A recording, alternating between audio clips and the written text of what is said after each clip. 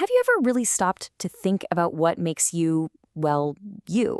What's the hidden force that shapes your friendships, your career, and even who you fall in love with?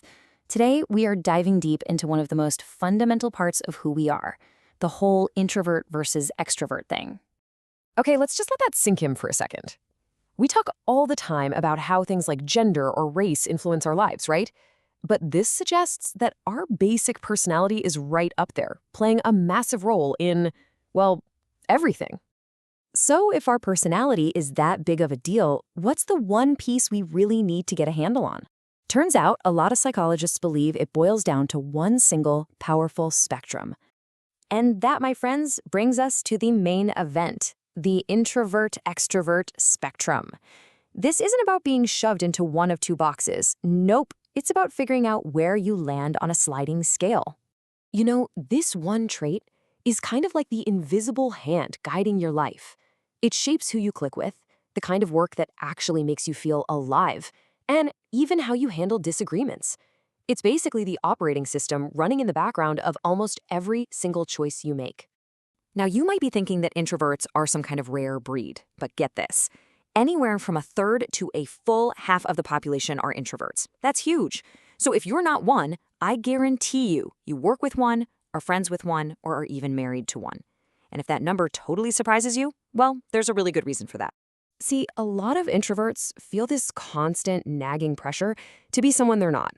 And it all stems from this powerful, unwritten rule that's baked into our culture. It's called the extrovert ideal.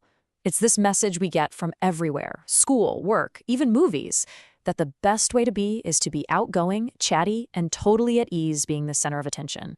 The ideal person is a people person, a team player, who's always on.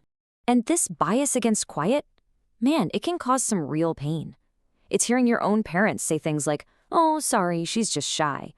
It's every teacher who ever told you to come out of your shell, not getting that some of us like our shells.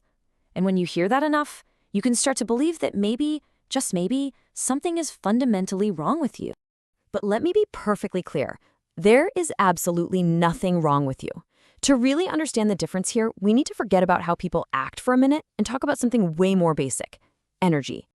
It really just comes down to how you recharge your batteries. Think of it like a phone. Introverts recharge by plugging into a quiet wall socket, all by themselves. Being around a lot of people drains their battery fast. Extroverts, they're the opposite. They recharge by connecting to other people. Being alone for too long is what drains their battery. And of course, it's not totally black and white. The famous psychologist Carl Jung, who gave us these terms in the first place, said that nobody is 100% one or the other.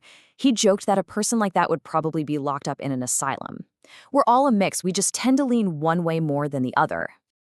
Okay, so how does this whole energy thing actually play out day to day? You know, at work or when you're just hanging out with friends? This chart just lays it out so well. You can see the different styles, right? Extroverts often dive in headfirst. They're comfortable juggling a bunch of tasks, and they get a real buzz from chasing rewards like a promotion or public recognition. Introverts, on the other hand, tend to work more methodically. They love to just sink into one project, and they're usually driven by pure passion and curiosity. And talking? An extrovert often figures out what they think by talking it out, while an introvert usually does all the processing inside, and then speaks. Okay, everybody lean in, because we need to clear up the number one biggest misunderstanding about all of this. Getting this distinction is a total game changer. Let's start with shyness. At its core, shyness is about fear.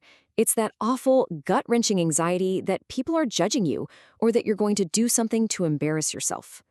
Introversion, though, it has absolutely nothing to do with fear. It's simply a preference. It's liking environments that are calm and low-key, not ones where you feel like you're being bombarded from all sides. And this is just the perfect way to explain it. Picture two people at a party, both standing quietly by the wall. One might be a shy extrovert who desperately wants to join in but is terrified of saying the wrong thing. The other could be a totally confident introvert whose social battery has just hit zero. From the outside, they look identical, but on the inside, their experiences are worlds apart. So once you stop trying to live up to that extrovert ideal and you really understand how you're wired, you can start to see your natural personality not as some kind of flaw, but as an incredible source of power. I mean, seriously, think about it. If society had only ever valued the loud and the outgoing, we would have missed out on so much. The theory of gravity, Einstein's theory of relativity, the entire magical world of Harry Potter, even Google. All of these were brought to us by quiet, thoughtful people who knew how to harness the power of their inner worlds. So let's just reframe this whole thing, shall we? Being in your head isn't a bad thing. It's not being antisocial.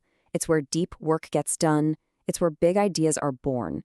It's a feature, not a bug. Maybe we should stop using words like withdrawn and use a better one, thinkers. And of course, maybe you've been listening and thinking, well, I kind of feel like I'm a bit of both.